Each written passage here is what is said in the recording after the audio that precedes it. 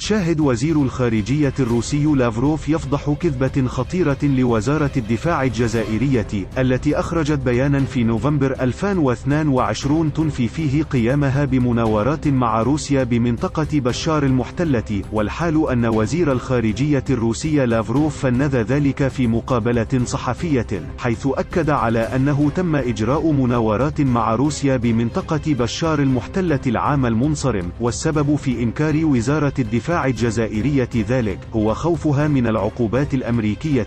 وفي خريف عام 2022 جرت المناورات العسكرية فوستوك 2022 التي شارك فيها العسكريون الجزائريون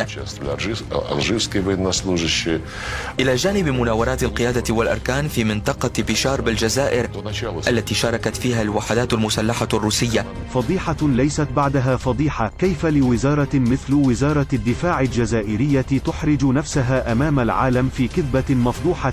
هل تناست الجزائر أن الولايات المتحدة الأمريكية لديها أكثر من 1000 قمر اصطناعي يراقب كل كبيرة وصغيرة في العالم كله؟ هل تناست أن المغرب لديه قمرين اصطناعيين لنفس الغرض، وأوروبا وغيرها؟ أي نوع من الكلاخ هذا النظام الذي يحكم الجزائر؟ أين هي القوة الضاربة والسيادة والند بالند؟ لماذا هذا الخوف والتورط في مثل هذه الفضيحة؟ الهجوم ولا تاع اللي يهاجمني نهاجمه، اش هذه اللي ضربني في صفعه نمد له الحنك الاخر، ند للند مهما كنت